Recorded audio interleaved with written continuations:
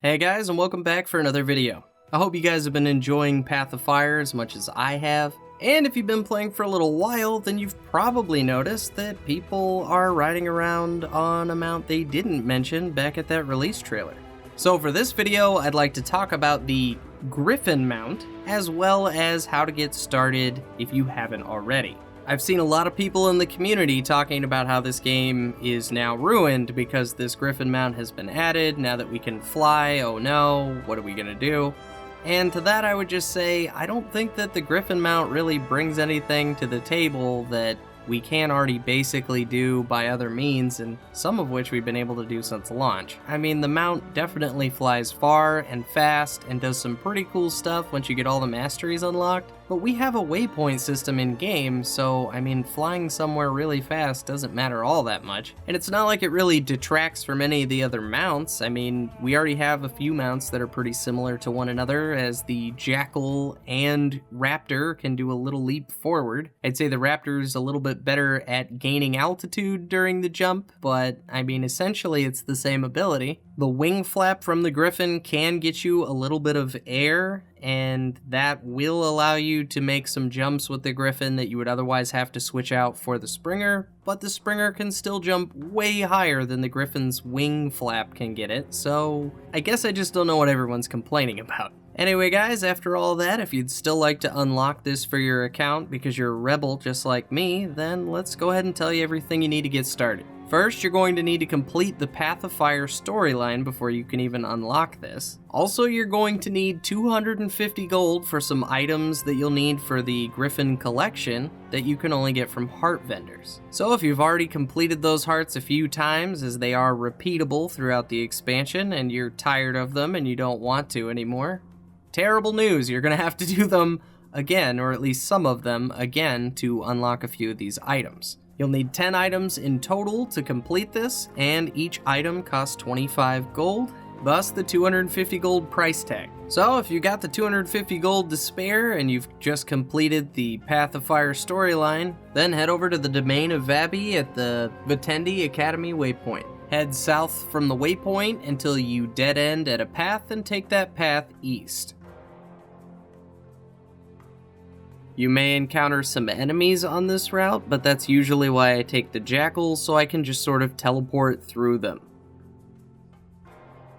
Before too long, you're bound to be in Kralkatorrik country, and so all the purple crystals are going to begin hurting you, but every so often there will be a safe zone that you can stand in to regain some health before heading back out. Keep heading east until you hit the water, and then try and be directly across from the vista next to Yan-Nur Plateau. If you already have the Tier 3 Jackal Portal Mastery unlocked, you can actually use a portal right here to get across the water. But if not, you can use the Tier 3 Springer Mastery. After jumping down to the water's level, you can use that Springer mount to get up the side of the cliff. Once on the other side, you should be able to just keep heading east from that vista until you see a bunch of Griffons on a platform with the last Spear Marshal in the center. Talking to the last Spear Marshal will actually start up this Griffon collection, and he'll give you a Spear Marshal's Plea, which is an item you can use to teleport back to this location at any time, as well as use Eyes of Cormyr to grant yourself a wish once per day. You could only make 3 wishes once per day, but I've actually been doing this for a while, and most of what I got is actually some of the new miniatures in the Path of Fire expansion.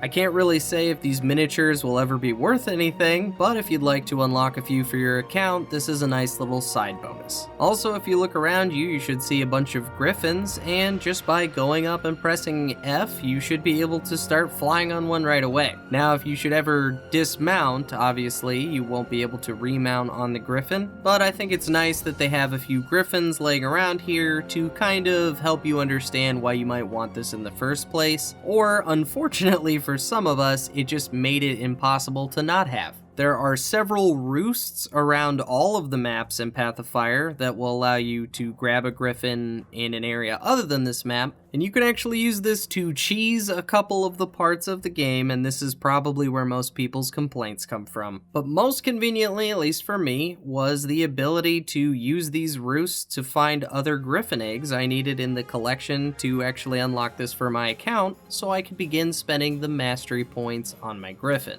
And that, guys, is going to be what the next few videos on this channel are going to center around. I'm going to do a video for each map collection and get you from the starting point all the way to having your very own griffin unlocked for yourself. In addition to the 250 gold, you're obviously going to have to go on a bit of a scavenger hunt here. Every map has 2 hearts that you'll need to complete and purchase something for 25 gold. There are usually 1 or 2 events that you'll need to complete. There are sometimes just some items that you can pick up in the open world. And the collection-iest part of all of this will be using griffins to collect eggs and finish out the collection. So if this all doesn't sound too bad, or it at least sounds totally worth it as long as you get the Griffon Mount in the end, be sure to stay tuned on this channel as I will be uploading a full comprehensive guide on how to get this. Also, there will be a pseudo review of the expansion coming out, but for now, I'd like to focus on some of these smaller objectives and let the game get fully patched before I do any kind of review. If you'd like to know some of my thoughts on the expansion, I actually recently did a bit of a podcast format discussion of Path of Fire on my friend Codiak's channel. I'll be leaving a link to that video as well as his channel down in the description. He does gaming news if you want to keep up on all the newest stuff coming out. Anyway, guys, as always, thank you so much for watching, and I will see you in the next couple of guides.